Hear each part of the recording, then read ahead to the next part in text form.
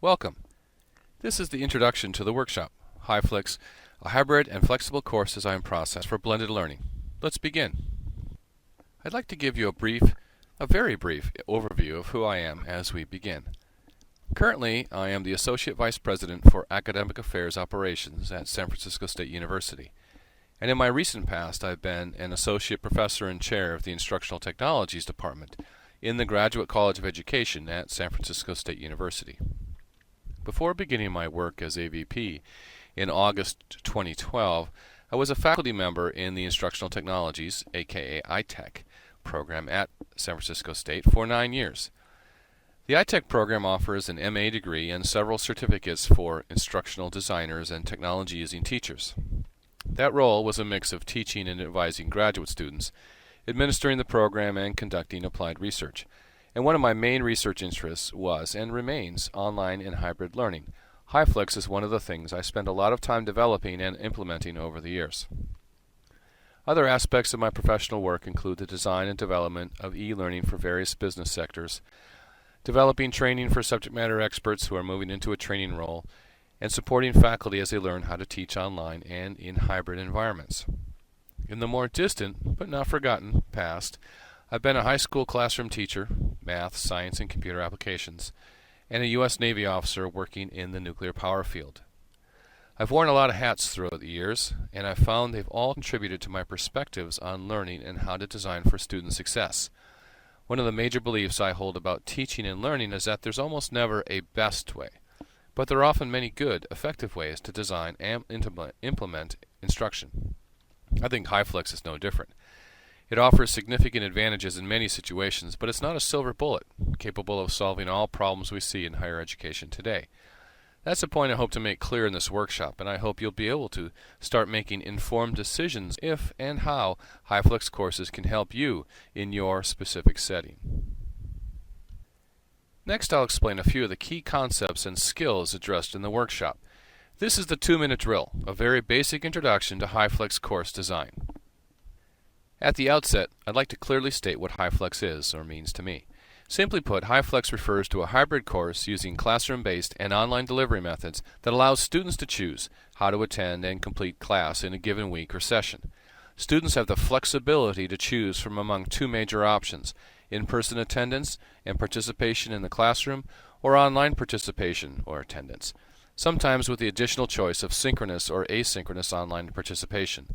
HyFlex just comes from two words, hybrid and flexible, combined into a new term that means more than either term alone. As we developed a HyFlex approach a few years ago, we settled on 4 key principles to implement in our design. Briefly, these principles are: alternative. Real alternatives support learner choice or learner control in learning. In HyFlex classes, these alternatives are typically focused on participation, either in class or online, and sometimes either synchronously or asynchronously when online. Equivalence. These choices should lead to equivalent learning, the achievement of the same student learning outcomes. Reuse.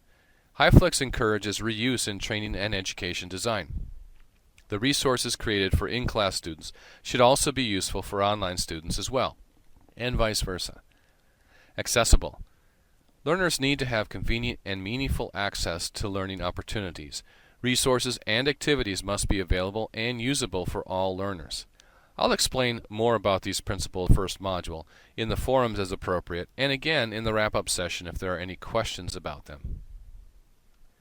You may have questions about objectives, grading, and more. I'll review some of this basic workshop information next. These are the formal workshop objectives. In completing the workshop, you will describe the 4 fundamental HyFlex design principles. You'll also apply these to your specific context. You'll discuss the opportunities for HyFlex in your own instructional context. You'll also discuss the challenges you must plan to overcome if HyFlex design is implemented in your context. And lastly, you'll create a high-level design plan for implementing HyFlex courses in your own context, which addresses issues of resources, timing, access, and other relevant factors. There are several activities you'll find useful during the workshop.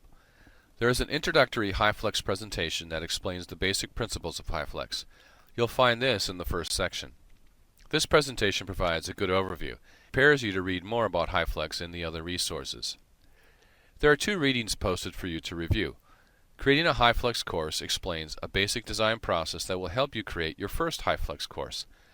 Transitioning to an online world describes the HyFlex course design and explains how this approach can provide an effective bridge from a face-to-face course or program to an online one, if that is a goal.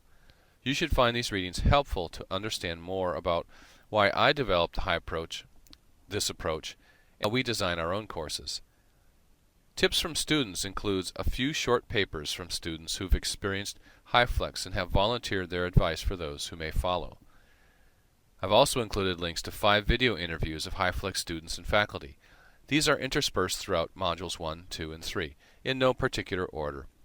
The videos provide additional first-person views of the successes and challenges we've experienced in some of our HyFlex graduate courses.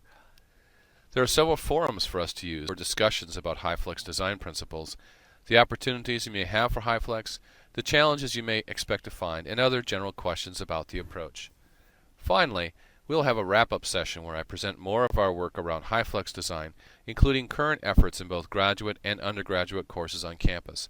I'll introduce some additional tools to aid you in your own planning during the wrap-up session. There are 2 main workshop graded assignments, one focused on the learning process and one on the overall product of your learning. First, I expect you to actively participate in each module discussion forum, and there are 3 of these. HyFlex Design Principles describe the principles focusing on one or more that you find particularly interesting or valuable. Opportunities for HyFlex. Describe the opportunities for HyFlex that you see in your context. Why would HyFlex be a good design choice? And challenges to using HyFlex.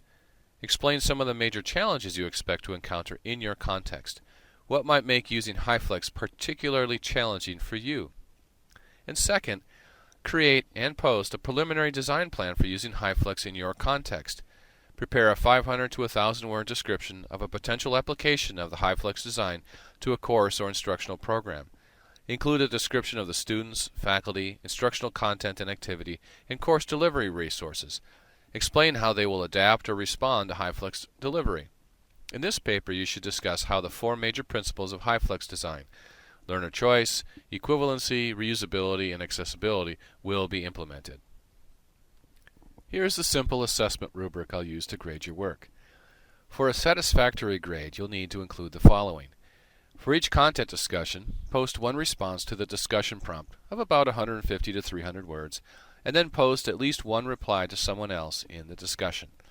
You will probably post many replies, of course, but I'm just requiring 1 for the satisfactory grade. For the design description, reasonable length, 500 to 1,000 words, explain how you will implement key principles of HyFlex. Be sure to describe the specific opportunity to add value using HyFlex, and talk about potential implementation challenges. No 2 contexts are ever exactly alike, so your plans for HyFlex will necessarily reflect the specific aspects you have to deal with, the good and the bad. If you don't meet the criteria for a satisfactory grade, you may receive an unsatisfactory grade. An unsatisfactory grade means you won't receive a certificate of completion for the workshop.